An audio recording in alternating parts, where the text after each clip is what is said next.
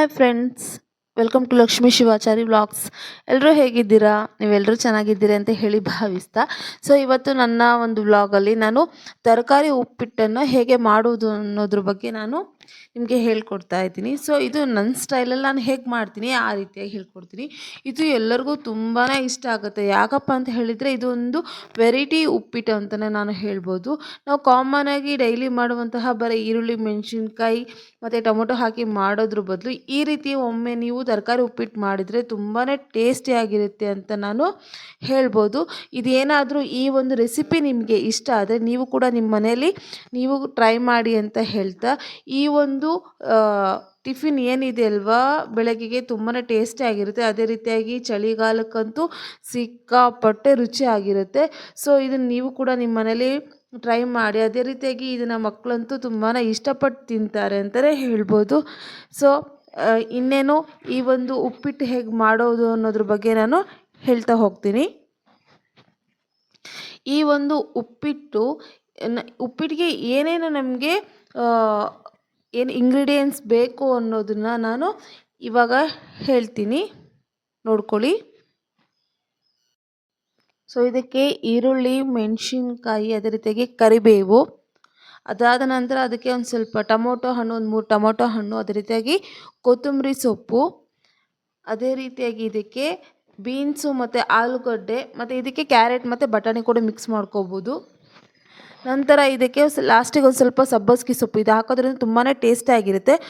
ಮೇನಾಗಿ ಬೇಕಿರೋದು ಉಪ್ಪಿಟ್ಟು ರವೆ. ಇದನ್ನು ಈ ಒಂದು ಕಪ್ಪಲ್ಲಿ ನಾನು 1.5 ಲೋಟದಷ್ಟು ಹಾಕ್ಕೊಂಡಿದ್ದೀನಿ. ಮೊದಲಿಗೆ ನಾವು ಈ ಉಪ್ಪಿಟ್ಟು ರವೆಯನ್ನು ನಾವೇನು ಮಾಡುವ, ಹುರ್ಕೊಳ್ಳುವ ಸರಿಯಾಗಿ. ಈ ರೀತಿಯಾಗಿ ನಾವು ಲೋ ಫ್ಲೇಮಲ್ಲೇ ಇಟ್ಕೊಂಡು ಈ ಉಪ್ಪಿಟ್ಟು ರವೆಯನ್ನು ಹುರ್ಕೊಳ್ಬೇಕಾಗುತ್ತೆ. ನಾವು ಹಾಗೆ ಉಪ್ಪಿಟ್ಟಿಗೆ ಹಾಕೋದಕ್ಕಿಂತ ಬದಲು ಈ ರೀತಿಯಾಗಿ ಬಿಸಿ ಮಾಡ್ಕೊಂಡು ಹಾಕ್ಕೊಂಡ್ರೆ ತುಂಬಾ ಉಪ್ಪಿಟ್ಟನ್ನು ತುಂಬಾ ಟೇಸ್ಟಿಯಾಗಿ ಬರುತ್ತೆ ಅಂತಲೇ ಹೇಳ್ಬೋದು. ತುಂಬ ರುಚಿಯಾಗುತ್ತೆ, ಅದೇ ರೀತಿಯಾಗಿ ತುಂಬ ಒಳ್ಳೆ ರೀತಿಯಾಗಿ ಹದ ಕೂಡ ಬರುತ್ತೆ ಅಂತಲೇ ಹೇಳ್ಬೋದು. ಇದಕ್ಕೆ ಒಂದು ಸ್ವಲ್ಪ ಎಲ್ಲ ಬಿಸಿ ಆದಮೇಲೆ ಇದಕ್ಕೆ ನಾನು 1 ಚಮಚ ತುಪ್ಪವನ್ನು ಹಾಕ್ತೀನಿ. ತುಪ್ಪ ಹಾಕ್ಬಿಟ್ರಂತೂ ಸಿಕ್ಕಾಪಟ್ಟೆ ಚೆನ್ನಾಗಿ ಬರುತ್ತೆ ಉಪ್ಪಿಟ್ಟು. ನೀವೇ ನೋಡ್ತಾ ಇದ್ದೀರಲ್ಲ, ಇದೆಲ್ಲ ಫುಲ್ ಮಿಕ್ಸ್ ಆಗಬೇಕು. ಎಲ್ಲ ನೀಟಾಗಿ ಮಿಕ್ಸ್ ಆದಮೇಲೆ ಇದು ರವೆನೇ ಒಂಥರ ಘಮ ಘಮ ಘಮ ಅಂತ ಹೇಳಿ ಅನಿಸುತ್ತೆ. ಇದರಲ್ಲಿ ಉಪ್ಪಿಟ್ಟು ಮಾಡಿಬಿಟ್ರಂತೂ ಇನ್ನೂ ತುಂಬ ಚೆನ್ನಾಗಿರುತ್ತೆ. ಈಗ ಇದಕ್ಕೆ ಒಗ್ಗರಣೆ ಹಾಕುವ.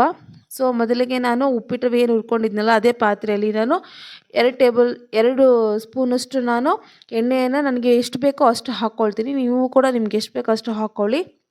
ಸರಿಯಾದ ಪ್ರಮಾಣದಲ್ಲಿ ಹಾಕಿದರೆ ಬೆಟರ್. ಇದಕ್ಕೆ ಸ್ವಲ್ಪ ಜೀರಿಗೆ ಮತ್ತು ಸಾಸಿವೆಯನ್ನು ಹಾಕ್ಕೊಳ್ತೀನಿ. ಅದಾದ ನಂತರ ಮೆಣಸಿನ್ಕಾಯಿ ಆದ ನಂತರ ನಾನು ಕರಿಬೇವು ಹಾಕ್ತೀನಿ. ಯಾಕಪ್ಪ ಅಂತ ಹೇಳಿದರೆ ಕರಿಬೇವು ಬೇಗ ಕಪ್ಪಾಗೋದಿಲ್ಲ. ಹಾಗಾಗಿ ಲೋ ಫ್ಲೇಮ್ ಮೇಲೆ ಇಟ್ಕೊಂಡು ಹಾಕ್ಕೊಳ್ಬೇಕು. ಇದಾದ ನಂತರ ಇದಕ್ಕೆ ನಾನು ಮತ್ತು ಈರುಳ್ಳಿಯನ್ನು ಮಿಕ್ಸ್ ಮಾಡ್ಕೊಳ್ತೀನಿ. ಈರುಳ್ಳಿ ಮತ್ತು ಮೆಣಸಿನ್ಕಾಯಿ, ಕರಿಬೇವು ನೀಟಾಗಿ ಬೇಯಬೇಕಾಗತ್ತೆ. ಬೇಯೋದು ಹೇಗೆ ಅಂತ ಗೊತ್ತಿರುತ್ತಲ್ವ, ಆಲ್ಮೋಸ್ಟ್ ಎಲ್ರಿಗೂ ಗೊತ್ತಿರುತ್ತೆ. ನಾನು ಹಂಗೆ ಹೇಳಬೇಕು ಅಂದರೆ ಈ ರೀತಿಯಾಗಿ ಬ್ರೌನಿಷ್ ಕಲರ್ ಅದು ಈರುಳ್ಳಿ ಆಗಬೇಕು. ಅದಾದ ನಂತರ ಅದಕ್ಕೆ ನಾನು ಬೀನ್ಸ್ ಮತ್ತು ಆಲೂಗಡ್ಡೆಯನ್ನು ಹಾಕ್ಕೊಳ್ತೀನಿ. ಇದು ಹಾಕ್ಕೊಂಡು ಸರಿಯಾಗಿ ಒಂದು ಸ್ವಲ್ಪ ಮಿಕ್ಸ್ ಮಾಡಿಕೊಂಡು, ನಿಮ್ಗೇನಾದರೂ ಮತ್ತೆ ಎಣ್ಣೆ ಬೇಕು, ಆಯಿಲ್ ಬೇಕು ಅಂದರೆ ಹಾಕ್ಕೊಳ್ಬೋದು. ಅದನ್ನು ಮುಚ್ತೀನಿ ನಾನು ಒಂದು ಸ್ವಲ್ಪ ಹೊತ್ತು. ಈಗ ಓಪನ್ ಮಾಡಿದ ತಕ್ಷಣ ಒಂದು ಸ್ವಲ್ಪ ಆಲ್ರೆಡಿ ಬೆಂದಿದೆ. ಅದಕ್ಕೆ ಆಮೇಲೆ ನಾನು ಟೊಮೊಟೊ ಹಣ್ಣನ್ನು ಮಿಕ್ಸ್ ಮಾಡ್ಕೊಳ್ತೀನಿ. ಲಾಸ್ಟಿಗೆ ಮಿಕ್ಸ್ ಮಾಡ್ಕೊತೀನಿ ಟೊಮೊಟೊ. ಯಾಕಪ್ಪ ಅಂತ ಹೇಳಿದರೆ ಅದು ನೀರು ಇರುತ್ತಲ್ವ, ಅದು ಎಲ್ಲ ತರಕಾರಿ ಬೆಂದಮೇಲೆ ಟೊಮೊಟೊ ಹಾಕೋದ್ರಿಂದ ತುಂಬ ಚೆನ್ನಾಗಿ ಬರುತ್ತೆ ಅಂತಲೇ ಹೇಳ್ಬೋದು. ನಂತರ ಅದಕ್ಕೆ ನಾನು ಮತ್ತೆ ಹಾಕ್ಕೊಂಡು ಇದನ್ನು ಕೂಡ ಚೆನ್ನಾಗಿ ಬೇಯಿಸ್ಕೊಳ್ತೀನಿ. ಇದೇನು ಸ್ವಲ್ಪ ನೀರು ಹಾಕಿ ಚೆನ್ನಾಗಿ ಬೇಯಿಸ್ಕೊಂಡ್ಬಿಟ್ರೆ ಸಾಕಾಗುತ್ತೆ. ಈ ರೀತಿಯಾಗಿ ಎಲ್ಲ ಮಿಕ್ಸ್ ಮಾಡ್ಕೊಬೇಕು. ಮಿಕ್ಸ್ ಮಾಡಿ ಒಂದು ಸ್ವಲ್ಪ ಮುಚ್ಚಿದ್ರೆ ಹಾಗೆ ಚೆನ್ನಾಗಿ ಬೇಯಿಸ್ಕೊಳ್ಳುತ್ತೆ ಈ ರೀತಿಯಾಗಿ. ಇದಕ್ಕೆ ನಾವು ಮತ್ತೆ ನೀಟಾಗಿ ಮಿಕ್ಸ್ ಮಾಡಿಕೊಂಡು ಅದಕ್ಕೆ ನಮಗೆ ಎಷ್ಟು ಬೇಕೋ ಒಂದು ಸ್ವಲ್ಪ ನೀರನ್ನು ಹಾಕ್ಕೊಂಡ್ರೆ ಇನ್ನೂ ಉತ್ತಮ. ಯಾಕಂತ ಹೇಳಿದರೆ ನಾವು ತರಕಾರಿ ಎಲ್ಲ ಹಾಕ್ಕೊಂಡಿರ್ತೀವಲ್ವ, ಹಾಗಾಗಿ ಇದರಲ್ಲೇ ಒಂದು ಸ್ವಲ್ಪ ಬೇಯಿಸ್ಕೊಂಡ್ರೆ ಅದ್ರ ಫ್ಲೇವರ್ ಎಲ್ಲ ಬಿಟ್ಕೊಳ್ತಾ ಹೋಗುತ್ತೆ. ಮತ್ತು ಚೆನ್ನಾಗಿ ಕೂಡ ಎಲ್ಲ ತರಕಾರಿಗಳು ತುಂಬ ಚೆನ್ನಾಗಿ ಬೇಯ್ಕೊಳ್ಳುತ್ತೆ ಅಂತಲೇ ಹೇಳ್ತೀನಿ.